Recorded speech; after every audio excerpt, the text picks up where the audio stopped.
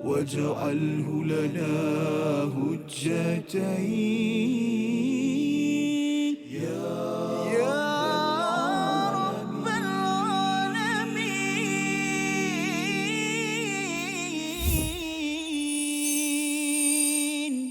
فلما فصل طالوت بالجنود قال إن الله مبتليكم بنهر صدق الله العظيم. Assalamualaikum warahmatullahi wabarakatuh. Alhamdulillah wassalatu wassalamu ala Rasulillah wa ala alihi wa man walah. Syada la ilaha illallah, syada Muhammadan abduhu wa rasuluh. Allahumma salli ala sayidina Muhammad wa ala alihi wa sahbihi ajma'in. Amma ba'du. Apa khabar tuan-tuan dan puan yang dirahmati Allah sekalian? Kita bertemu dalam My Quran Time, Quran Salat Infak pada episod 138 untuk sama-sama kita meneruskan halaman yang ke-41 berbincang tentang perjuangan di medan perang yang diketuai oleh General ataupun Panglima Talut yang dipilih oleh Allah Subhanahu Wa Taala. Dan pada hari ini kita bersama Al-Fadhil Ustaz Tarmizi Abdul Rahman. Alhamdulillah, Fadil Safa sihat ya. Sihat ya, kita sudah beberapa hari balik daripada kampung Alhamdulillah ya. Kerana berjuang di sini. Perjuangan. Ya, jadi ini medan perjuangan juga kepada yang berada di rumah ya. Walaupun ketupat tu masih memanggil-manggil ya, rendang tu memang baunya enak ya, tapi alhamdulillah terus bersama. Saya ucapkan terima kasih dan juga kepada yang berada di studio Ustaz. Yang studio ni lagi istiqamah perjuangan dia. Betul, ya. subhanallah. Kita ucapkan tahniah dan moga Allah berikan kepada kita istiqamah sampai husnul khatimah dalam kita memahami kandung isi Al-Quran Al-Karim ini sendiri. Jadi mari sama-sama kita mulakan dengan doa kita. Subhanakala ilma lana illa ma 'allamtana innaka antal alimul hakim. Rabbi zidni ilma. Kita saksikan apakah sinopsis bagi satu saja ayat yang kita akan baca pada hari ini, iaitu pada ayat yang ke-249 pada juz yang kedua. Sebelum kita berganjak kepada juz yang ketiga pada episod-episod akan datang, ialah kisah perjalanan Talut bersama tentera-tenteranya dan apakah ujian yang diberikan oleh Allah kepada mereka melalui kalam perkataan Talut. Dan mari sama-sama kita lihat pelajaran besar dalam perjuangan di medan perang, dan juga ia juga adalah perjuangan disiplin apabila berada dalam organisasi, dalam keluarga, dalam memajukan diri kita sendiri. Ayat 249 bersama Al-Fadhil Ustaz Tarmizi. Sila Ustaz. Terima kasih Fadil Ustaz Fazrul. Bismillahirrahmanirrahim. Assalamualaikum warahmatullahi wabarakatuh. Alhamdulillah thumma alhamdulillah wassalatu wassalamu ala Rasulillah wa ala alihi wa sahbihi wa man wala wa ba'da. Allahumma salli ala sayyidina Muhammad wa ala ali sayyidina Muhammad. Rabbi zidni ilma ya Rabb. Alhamdulillah, ibu ayah, tuan-tuan dan puan-puan, sahabat-sahabat Al-Quran yang dikasihi dirahmati Allah Subhanahu wa taala. Hari ini kita menjengah ke ayat yang ke-249, halaman yang terakhir juzuk yang kedua. Atas sekali muka surat 41. Panjang ayat dia. Ada 1, 2, 3, 4, 5, 6, 7 baris. Ada 7 baris. Subhanallah. Jadi kita nak baca sama-sama ayat yang ke-249. Mari kita cuba dengan bacaan Murattal Bayati insya-Allah. A'udzu billahi minasy syaithanir rajim. Bismillahirrahmanirrahim. فلما فصل طالوت بالجنود قال إن الله مبتليكم بنهر قال إن الله مبتليكم بنهر فمن شرب منه فليس مني ومن لم يطعمه فإنه مني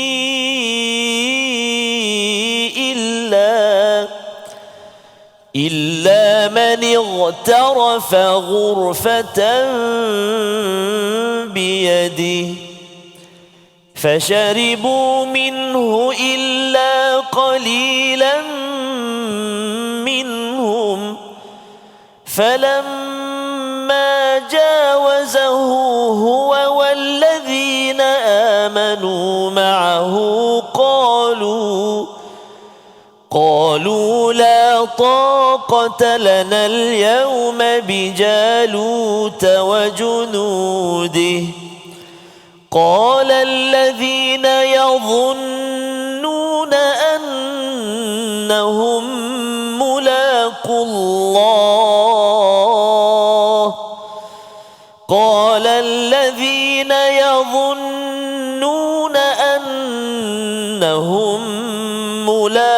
الله كم من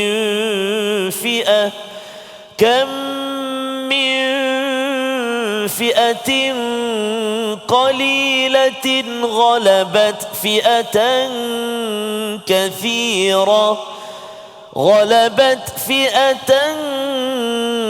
كثيرة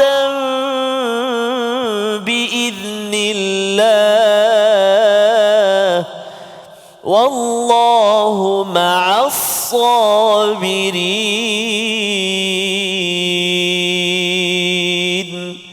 صدق الله العظيم.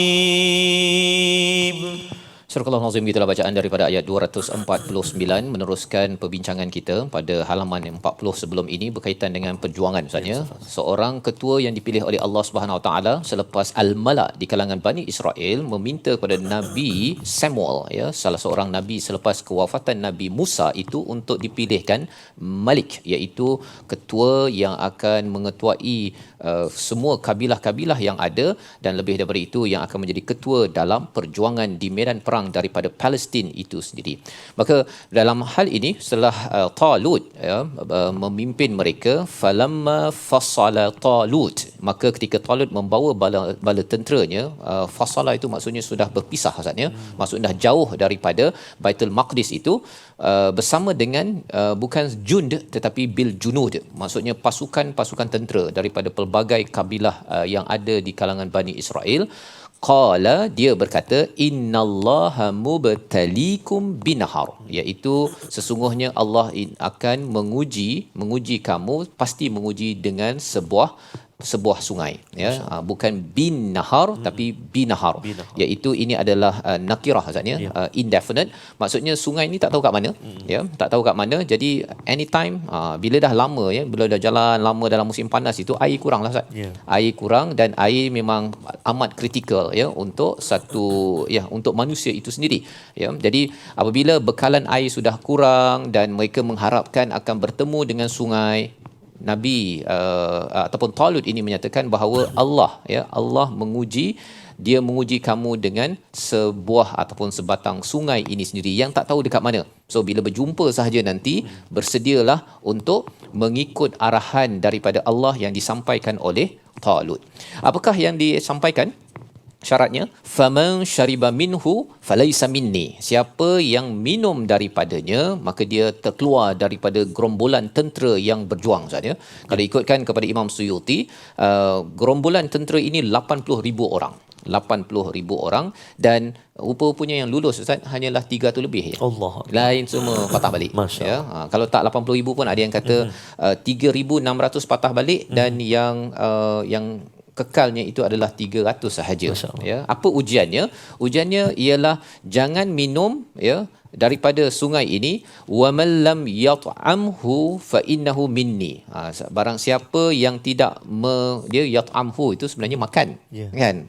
Tapi maksud yat'amu itu juga adalah lazat. Siapa yang tidak merasai kelazatan daripada minuman tersebut, fa innahu minni. Maksudnya dia masih lagi geng tentera yang akan terus berjuang. Ini ujian yang diberikan Allah kepada tentera-tentera Talut, ya, yang disampaikan oleh ketuanya. Jadi dalam hal ini, bila dalam hidup kita, Ustaz, ada ketua, bila apa arahannya itu tidak bersalahan dengan syariat, ikut. Ya. Ya, kalau kat dalam tentera kan, kalau katakan dalam sebuah keluarga, dalam sebuah syarikat, kalau katakan bos, kita kena buat apa? Marketing mana ada dalam Quran? Mana ayat dia? Kalau nak tunggu sampai begitu, maka kesannya Ustaz, atiiu Allah wa atiiur Rasul wa uli amri minkum itu tidak akan dapat dilaksanakan. Jadi kena mengikut pada kata-kata ketua, kecuali kalau ianya bersalahan daripada syariat yang diberikan. Maka dalam ayat ini fa innahu minni illa man i'tarafa ghurfatan bi yadihi, itu syaratnya, iaitu kalau dia nak minum tu dia macam satu tapak tangan gitu je, sup dah jalan. Ya, dia kalau dah water fountain tu kita minum yang dia kan pancut air tu kan, dia sup terus jalannya, jangan tunggu sampai 2 minit orang beratuk panjang kan, ia sudah pastinya tidak cukup, ataupun ianya akan mengganggu kepada stamina bagi kumpulan ini. Fasharibu minhu illa qalilan minhum, apakah yang berlaku? Rupa-rupanya semua minum, Ustaz. Minum yang memang dah dahaga, dia pergi betul-betul minum illa qalilan minhum, iaitu sekitar 300 orang begitu, lebih kurang tentera Badar punya nombor. Betul. Jadi ujian ini adalah ujian besar sebenarnya, dan mengapa ia perlu diuji? Kerana yang berjuang ini adalah orang yang amat berdisiplin, dan kita akan tengok selepas ini apakah yang berlaku kepada tentera Talut yang sedang dalam medan perjalanan perjuangan. Kita berehat sebentar, kembali semula selepas ini dalam My Quran Time, Quran Salat Infak, insya-Allah. waj'alhu lana hujjatain ya rabbal alamin.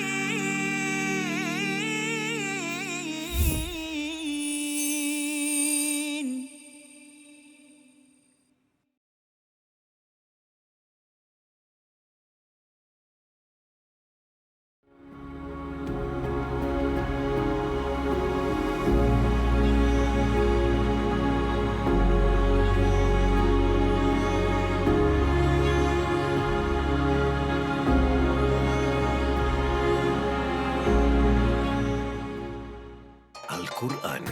Pelajari dan dalami kesempurnaan bacaan mengikut hukumnya. Fahami dan hayati maksudnya. Amalkan dan jadikannya sebagai panduan kehidupan. Bukan hanya kita belajar tadabbur, bahkan kita akan belajar tajwid secara mendalam dan ada segmen hafazan. Saksikan episod baharu My Quran Time 2.0 setiap hari 12.30 hari di TV9, juga di saluran Astro 149. مجاهينا وارزقنا تلاوته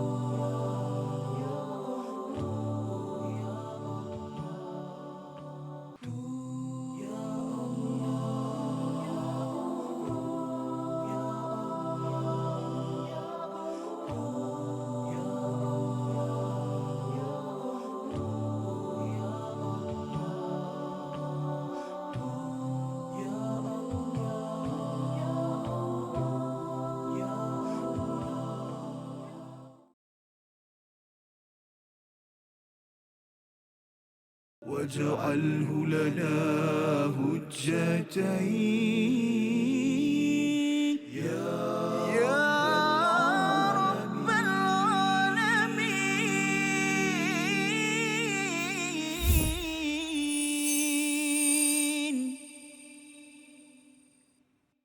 فلما فصل طالوت بالجنود قال إن الله مبتليكم بنهر فمن شرب منه فليس مني Sadaqallahul Azim.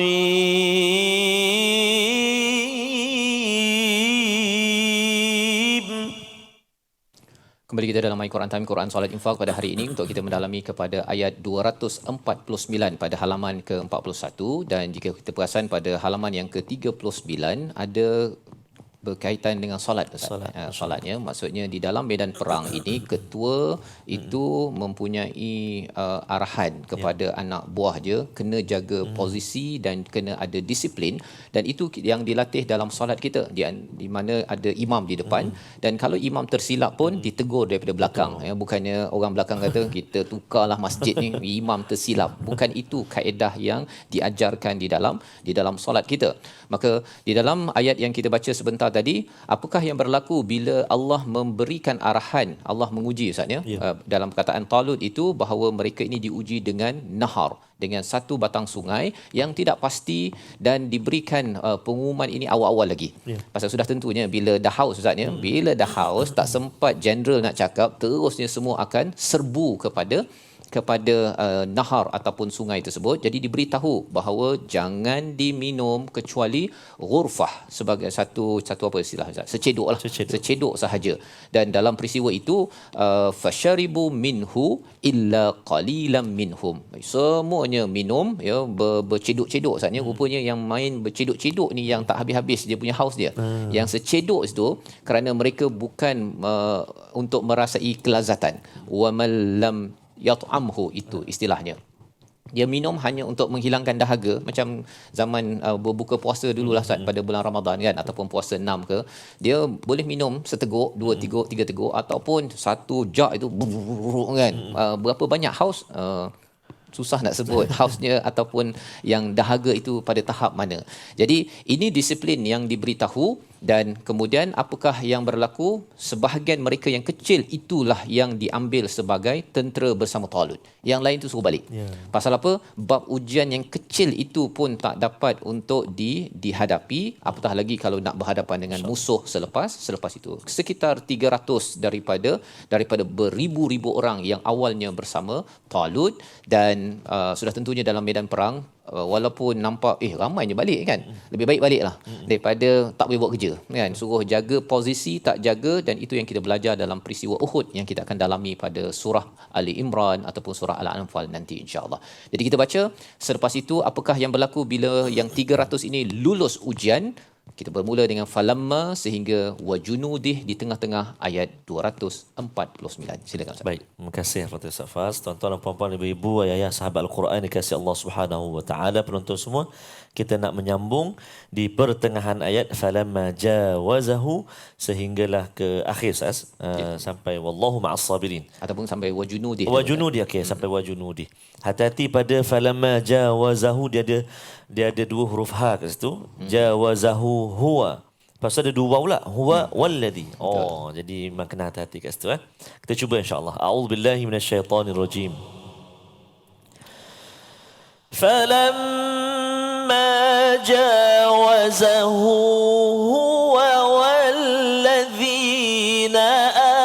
amanu ma'ahu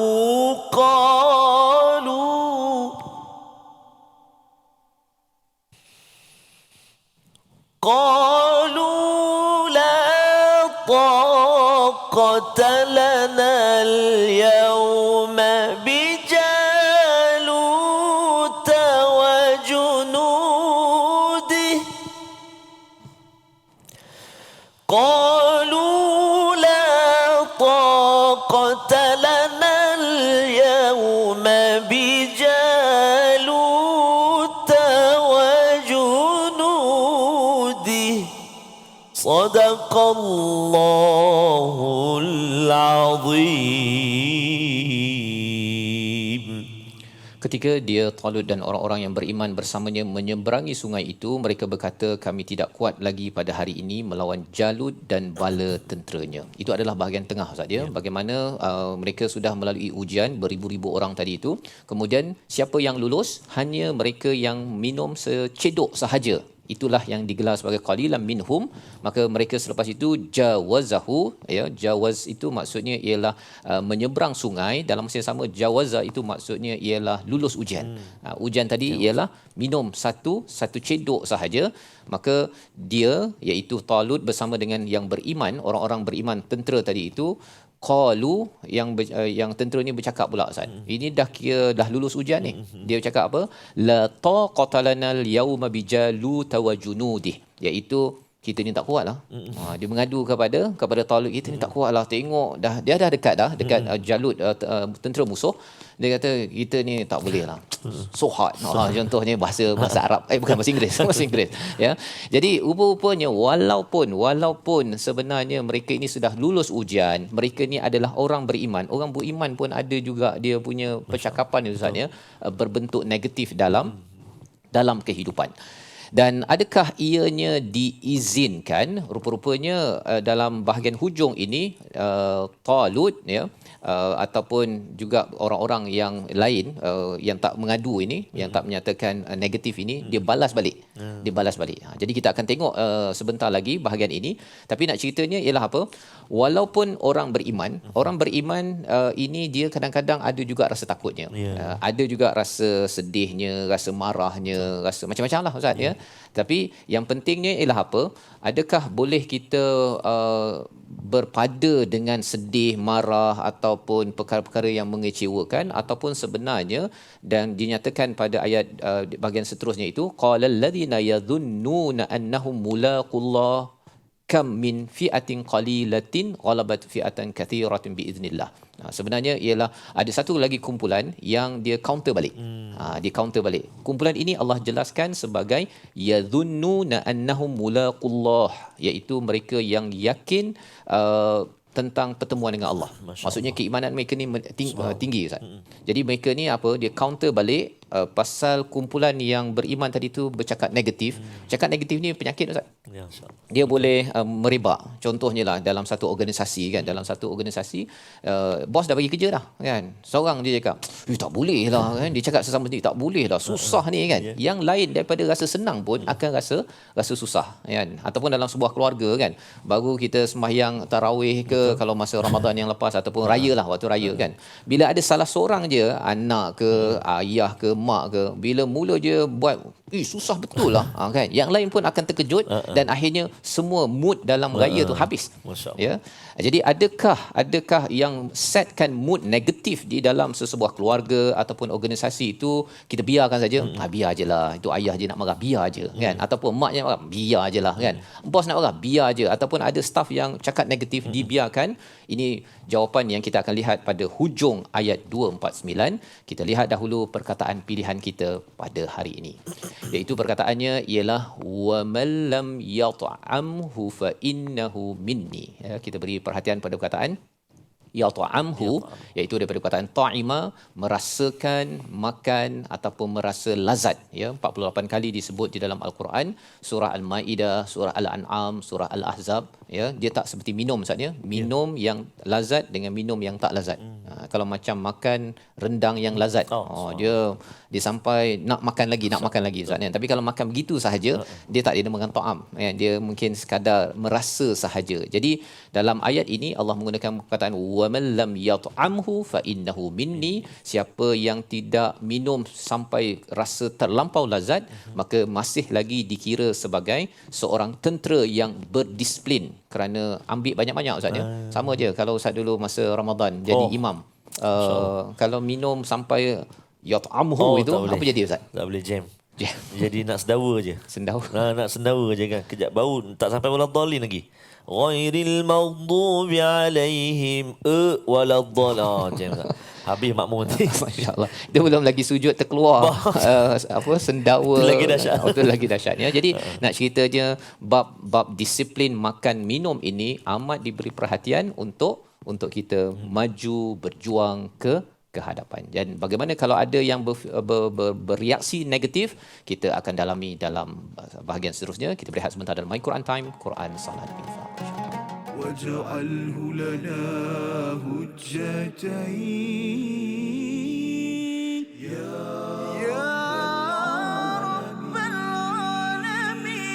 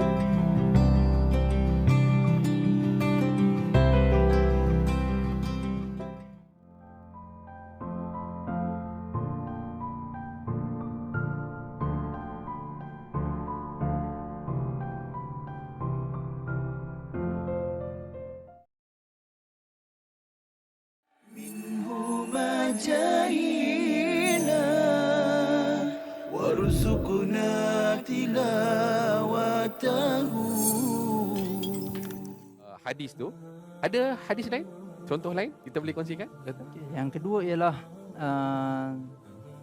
mentaliti sebahagian masyarakat kita yang percaya bahawa pada malam 27 Ramadan, Baik. malam 27 likur, roh akan kembali. Ataupun di bulan Ramadan, roh-roh yang telah meninggal dunia kembali ke rumah untuk melihat zuriat mereka, anak cucu mereka. Ini juga tidak ada asalnya. Kadang-kadang sebahagian masyarakat menyediakan pelita. Okey. Untuk bila tanya kenapa, kalaulah untuk sekadar menerangkan jalan, okeylah. Tapi kalau dengan mempercayai, ada kepercayaan yang sebegitu bahawa untuk supaya malaikat senang datang ataupun roh datuk dan nenek, arwah ibu dan ayah boleh kembali ke rumah, maka hal ini tidak ada. Malah dia bertentangan dengan hadis yang sahih riwayat Imam An-Nasai. واجعله لنا هجتين يا رب العالمين.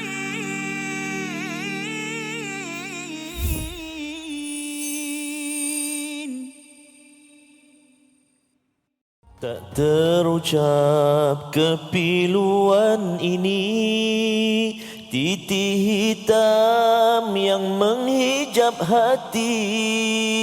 Hitung dosa saat pergi takkan kembali, sisa umur tidak undur lagi. Perjalanan dalam kehidupan bukan jauh, ketentuan datang. Mungkin esok takdir takkan dapat dihalang, untung nasib di genggaman Tuhan. Dapatkan yang original ya. Itu versi Syawal. Versi Lemang, Ketupat semualah. Daripada Abang Munif. Berkaitan dengan kehidupan Ustaz ya. Nur, ya, kehidupan kita subhanallah. Satu perjuangan. Ya, memang dia ada up turun and down naik, ya, betul, tetapi sudah tentunya ada disiplin yang diperlukan agar ketentuan Tuhan kita adalah bersama dengan kita menuju kepada husnul khatimah. Husnul khatimah. Ya, Itu kita punya our goals Our goal. Kita punya destinasi dan cita-cita insya-Allah, mudah-mudahan insya-Allah taala. Dan sudah tentu dipandu oleh Al-Quran Ustaz. Allahu akbar. Ya, tanpa Betul, Ustaz. Al-Quran sebenarnya nothing nothing. Masya-Allah. Banyak keluar banting ni. Masya-Allah. Bahasa banting. Okey, baik tuan-tuan dan puan-puan, ibu-ibu, ayah-ayah, sahabat Al-Quran yang dikasihi rahmat Allah Subhanahu Wa Taala. Adik-adik barangkali yang sedang makan semprit, minta mak kuih sepotong kan, subhanallah. Kita nak nak ulang kaji jap ni. Yang adik-adik belajar juga ni dekat bahagian tajwid, iaitulah kita nak melihat tentang qalqalah. Teka-teki. Kita nak tengok qalqalah, iaitulah huruf qalqalah ada berapa? A 5, B 6, C 7, D 8. So jawapan dia ada 5. Ba, ju, dah, ko, to. Ba, jim, dal, qaf, ta. Jadi huruf qalqalah kita nak tengok hari ini iaitu dua kalimah, iaitulah pertama pada kalimah a'udzubillahi minasyaitonirrajim, qala innallaha mubtaliikum. Itu satu, mubtaliikum kan, qala innallaha mubtaliikum. Cuba 1 2 3. Qala innallaha mubtaliikum. Qala innallaha mubtaliikum.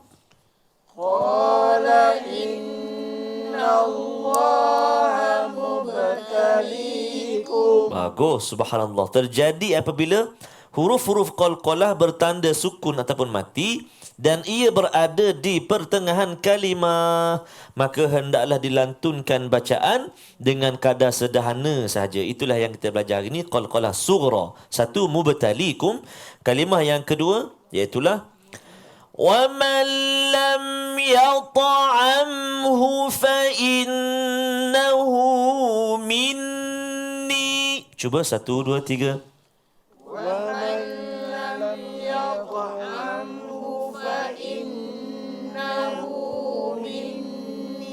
Ayuh, kalau dalam Al-Quran tu dia duduk bawah dia je kan kalimah tu. Kan? Wa man lam yat'amhu fa innahu minni. Silakan.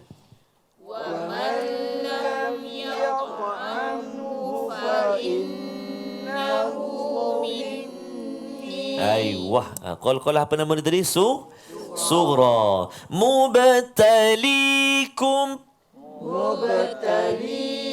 Yang mana huruf qalqalah tu? Abang. Bagus. Mubtalikum. Satu lagi bawah dia tu yat'amhu. Jadi bila kita baca tu jangan tenggelam ibu ayah sekalian. Jangan kita tenggelam. Qala innallaha mubtalikum, contoh. Falaisa minni wa man lam yat'am. Tak tidak hidup. Tak jelas. Tak ada lantunan. Padahal kena ada lantunan dia. Kalau lantunan yang paling kuat ketika mana? Ketika huruf qalqalah yang bersabdu, ada tanda sabdu bagi atas, tapi kita wakaf dekat situ, kita berhenti. Yang tu yang paling kuat ataupun paling tinggi lantunan dia. Contoh, watab. Yang tu. Jadi yang kita belajar hari ni yang paling rendah, iaitulah qalqalah sughra. Baik, itu tentang qalqalah. 2 kalimah kita belajar. Satu lagi iaitulah kita nak menjelaskan makhraj huruf pada kalimah-kalimah berikut. Antaranya di permulaan bacaan kita. A'udzubillahi minasyaitonirrajim. فَلَمَّا فَصَلَ طَالُوتُ بِالْجُنُودِ 1, 2, 3.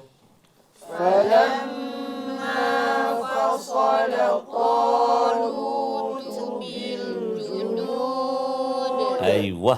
فَلَمَّا. Cuba. فَلَمَّا Ni. فَصَلَ.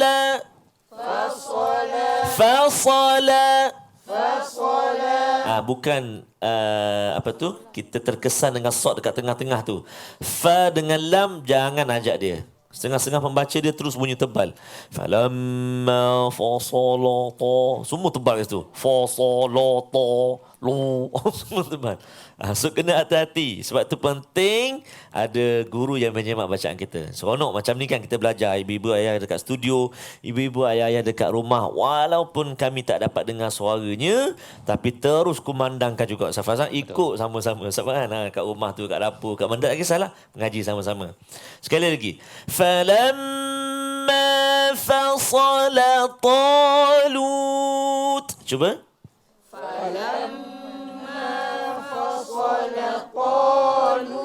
Okey, ta pula. Ada ta kemudian ada alif dengan dia. Kan? Huruf ta baris atas, lepas tu ada mat dengan dia alif tu, maka itulah tebal dia yang paling tinggi lah maksudnya. Dia ada tingkatan-tingkatan dia. Huruf baris atas dengan alif ataupun dengan mat tebal, tinggi. Lepas tu huruf baris atas saja, lepas tu baris depan, lepas tu sebelum dia baris atas. Banyak pembahagian dia. Okey, so ta tu jangan baca longgar. Falamma fasalata luta. Ta je ta. Kan ta, dia tak ada ta. Tu hujung lidah. Betul. Ta, da, ta semua hujung lidah. Beza dia ta, dia ada isti'la, terangkat pangkal lidah kita kan. Ta, cuba. Tu. Ta. Ta. Beza ta. Ta. Taluta. Talutu bil junud.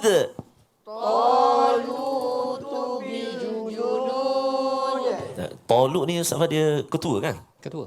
Sebut dia tu dah bunyi menggambarkan sifat dia. Talut dia. Ya. Steady. Kalau Ta tak dan hujungnya pun ta je. kalau talut tak ada.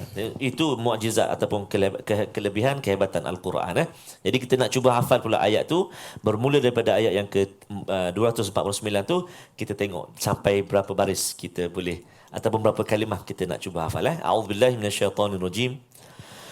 فَلَمَّا فَصَلَ طَالُوتُ بِالْجُنُودِ قَالَ إِنَّ اللَّهَ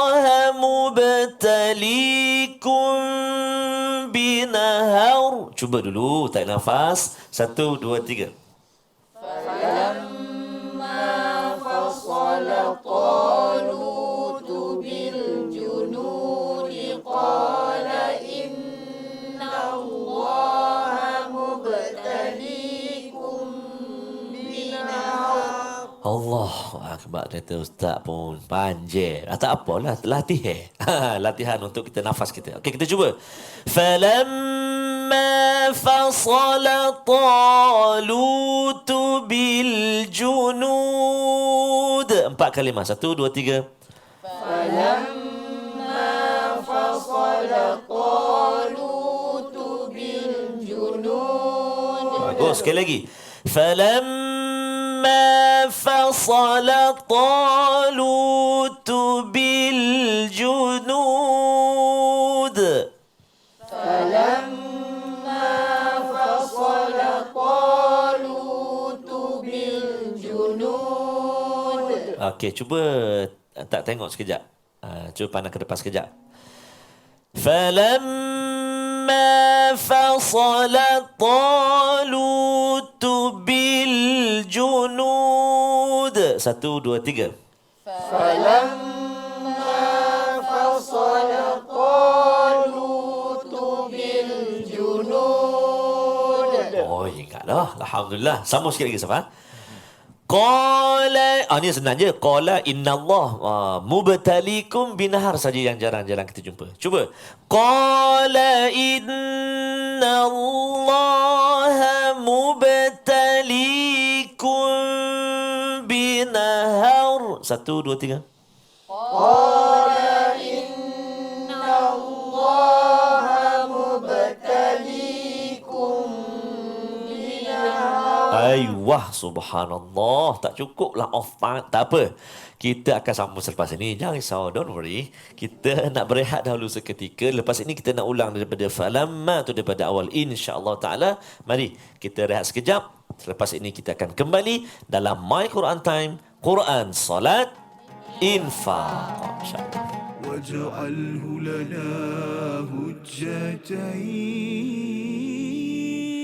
يا رب العالمين.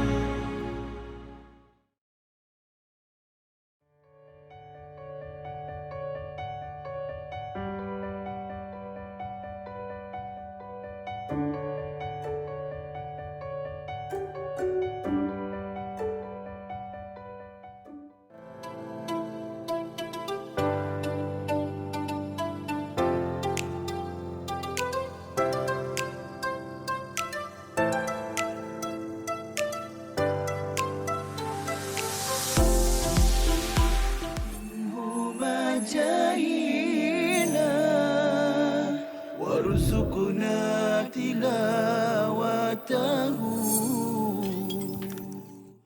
Yahudi ni dia banyak kubu-kubu dia. Dia banyak kubu-kubunya, jadi Rasulullah tak boleh nak masuk, tentera Islam tak boleh nak masuk. Akhirnya Rasulullah kata la atiyanna rayata ghadan ila rajulin yuhibbullahu wa yuhibbu. Rasulullah kata aku akan bagi bendera ni kepada seorang lelaki lelaki ni akan menembusi kubu Khaybar tadi, dan dia adalah seorang lelaki yang disayangi oleh Allah dan Rasulnya. Jadi semua sahabat tertanya-tanya siapa lelaki yang Rasulullah puji macam tu, disayangi Allah dan Rasul ni tadi. Kalau tak silap saya dalam riwayat, Umar pun datang dalam keadaan macam nak tinggikan diri dia ataupun menjengkit, kalau tak silap saya tinggikan diri supaya Rasulullah nampak dia dulu. Rasulullah nampak dia dulu. Tetapi bila semua sahabat dah kumpul, Rasulullah kata aina Ali, mana Saidina Ali, mana Ali? Lalu Rasul pun kalau tak silap saya ketika itu istaka bi'ainihi, Saidina Ali tengah sakit mata, lalu Rasul hembuskan atau beludahkan pada matanya elok, dan Saidina Ali lah yang memegang bendera menuju ke arah tentera Khaybar ataupun ke arah kubu Khaybar, membuka kubu-kubu yang telah tertutup, maknanya susah tentera Islam nak واجعله لنا هجتين يا رب العالمين.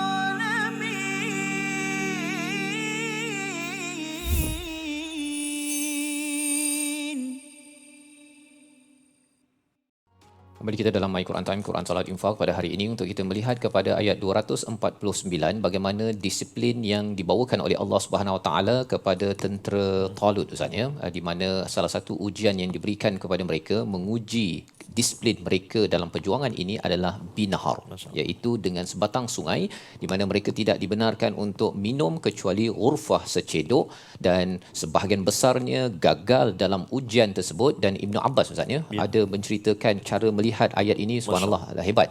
Dia kata sebenarnya tahap minum seseorang bergantung kepada keyakinan dan iman dia. Sampai tahap begitu dia melihat ayat ini. Dia kata ialah kalau orang beriman dia minum sikit je.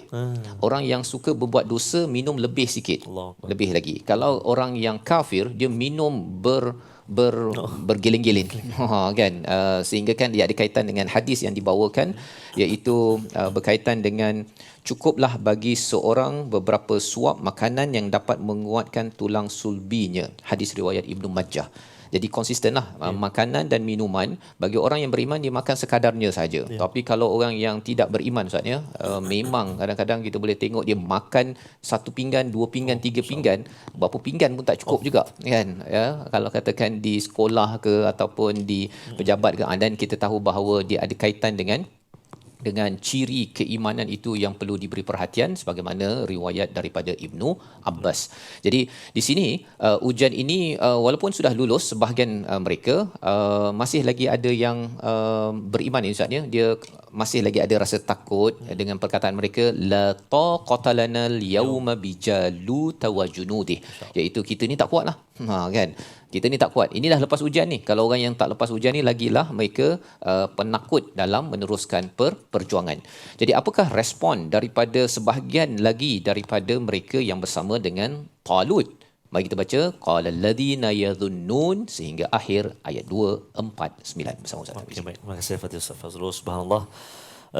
Alhamdulillah dapat kita belajar hari ini dan kita nak meneruskan bacaan kita di bahagian akhir Safas. Ambil kita qala alladhina sampailah wallahu ma'as sabirin. Hati-hati pada yadhunnuna, hujung lidah kita keluar sikit. Yadhunnuna. Baik. A'udzu billahi minasy syaithanir rajim. قال الذين يظنون أنهم ملاقو الله كم من فئة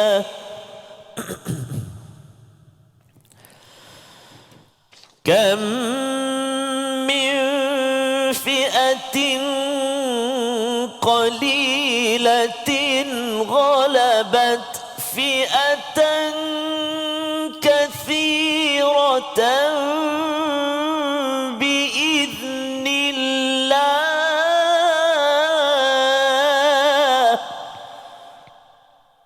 والله مع الصابرين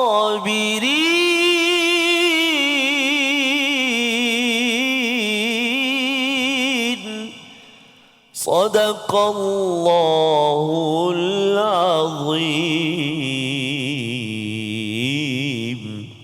Surah Al-Azim. Begitulah bacaan bahagian yang ketiga, bahagian ataupun ayat 249, Ustaz, ya.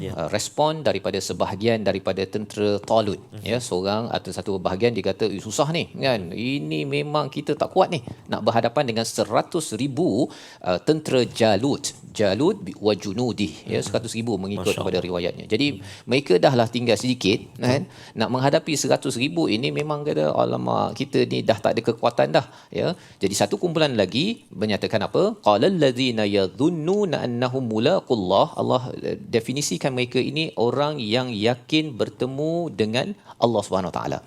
Ya, jadi mereka ini pergi ke perang tapi sebenarnya mereka bukan nak bertemu musuh. Mereka nak bertemu Allah, Ustaz. Ya. Mereka nak bertemu Allah. Jadi mereka mempunyai keimanan yang kuat. Kalau kita tengok dalam surah Ali Imran nanti bila bercakap tentang wasari'u ila maghfiratin Min rabbikum. min rabbikum wa jannatin arduhas samawati wal ard.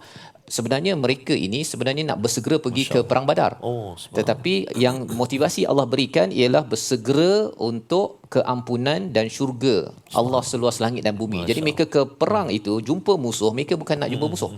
Mereka tahu bahawa lulus ke tak lulus jumpa musuh ni, menang ataupun syahid, mereka nak dapat Syurga. keampunan. Ya, Keampunan dan syurga. Jadi dia punya cara melihat musuh itu berbeza bagi orang yang berjuang pada Badar dan akhirnya mereka diberikan kemenangan. Jadi sama seperti di sini, orang yang mungkin silap sedikit ini ya, tentera Talut itu dia kata tak boleh ni, tak boleh, negatif ya. Tetapi kumpulan yang yakin bertemu dengan Allah SWT, mereka bukannya nak bertemu musuh. Mereka tahu bahawa kita nak bertemu Allah, maka apakah perkataan mereka? Mereka counter balik kepada orang yang negatif tadi, kam min fiatin.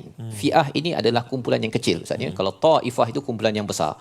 Jadi mereka kata kam min fiatin qalilatin, betapa ramai kumpulan kecil yang kecil ya, mengalahkan kumpulan kecil yang besar dengan izin Allah. Mengapa digunakan fiatin ini? Maksudnya di sisi Allah Ustaz, semua orang 100,000 ni alah kecil je. Kacang istilah zaman sekarang kan. Kacang je. Kacang yang kecil dengan kacang yang besar ni, kacang kecil boleh kalahkan kacang besar.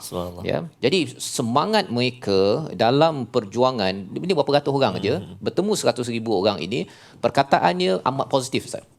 Amat positif, dia counter balik pada orang yang negatif tadi. Pelajaran untuk kita apa? Pelajarannya dalam kehidupan, dalam keluarga, dalam syarikat, kalau ada orang negatif ini kita kena counter balik. Jangan berikan orang negatif menyebarkan kanser dan penyakit dia. Dia kata tak boleh ni kan, ataupun dia nak marah contohnya kan. Habis satu syarikat itu penuh dengan marah bos marah staff marah, tak puas hati saja.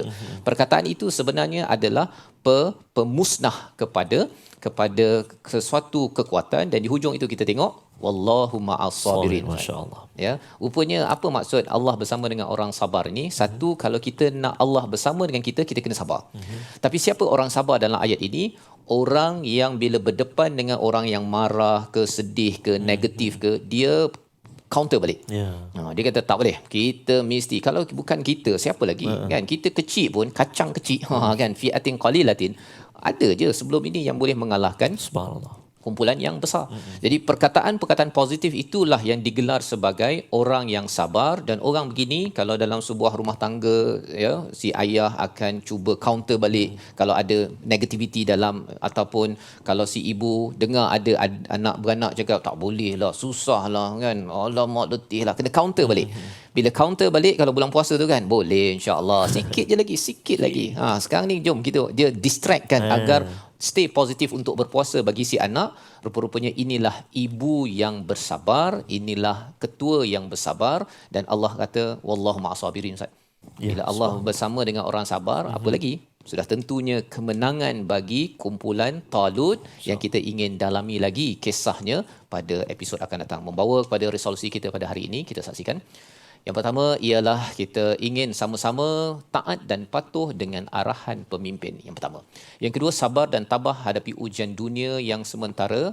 Dan yang ketiga, sentiasa yakin bantuan daripada Allah bagi orang yang benar, dan tandanya itu ialah sentiasa memberi khabar ataupun kata-kata positif Ustaz. Ketika orang lain semua dah down, dah rasa letih, tak boleh, dia masih lagi bangkit kerana saya bukannya nak bertemu musuh ke apa, saya nak bertemu Allah. Saya dah rindu nak bertemu Allah. Kalau awak nak negatif, awak negatif, saya masih ingin positif. Kita doa Allah bekalkan hidayah itu pada setiap masa kita dalam keluarga, dalam kehidupan kita seharian. Terima kasih kepada Safas. A'udzubillahi minasyaitonirrajim. Bismillahirrahmanirrahim. Alhamdulillahi rabbil alamin, wassalatu wassalamu ala asyrafil anbiya'i wal mursalin wa ala alihi wa sahbihi ajma'in. Ya Allah, ya Tuhan kami, ampunilah dosa kami ya Allah. Ampunilah dosa ibu dan ayah kami, ibu dan ayah mertua kami ya Allah. Muslimin, muslimat, mukminin dan mukminat bi rahmatika ya arhamar rahimin. Ya Allah ya Tuhan kami, jadikan kami hamba-hambamu yang mana kuat kesabarannya ya Allah. Sabar dalam menghadapi sebarang ujian, sabar dalam mengikuti apa juga suruhanmu ya Allah, taat kepadamu ya Allah. Moga-moga petunjuk dan hidayah daripadamu senantiasa melingkari kehidupan kami sekeluarga ya Arhamar Rahimin. Wa sallallahu ala sayyidina Muhammad wa ala alihi wa sahbihi wa baraka wa sallam. Walhamdulillahi rabbil alamin. Taqabbalallah. Minna wa minkum taqabbal ya karim. Moga-moga Allah mengabulkan doa kita pada hari ini dan terus Allah menguatkan hidayah kepada kita menjadi orang yang bersabar ya menghadapi perkara-perkara negatif dalam kehidupan kita seharian. Inilah nilai yang kita ingin bawa dalam tabung gerakan Al-Quran sebagai satu platform tuan-tuan menyumbang, dan kita ingin gerakkan nilai kesabaran ini kerana apabila Allah bersama sudah tentunya ia akan membina kemenangan dalam keluarga, dalam kehidupan kita seharian. Jadi dijemput tuan-tuan untuk menyumbang dan berikan idea-idea bagaimana kita ingin membina jiwa sabar yang mengikut pada panduan ayat 249 sebentar tadi. Kita bertemu lagi dalam siri akan datang untuk meneruskan melihat apa perlu dibuat bila kita berada dalam keadaan positif. Nak buat apa? Dalam Quran Time, My Quran Time, Quran Salat Infaq insya-Allah.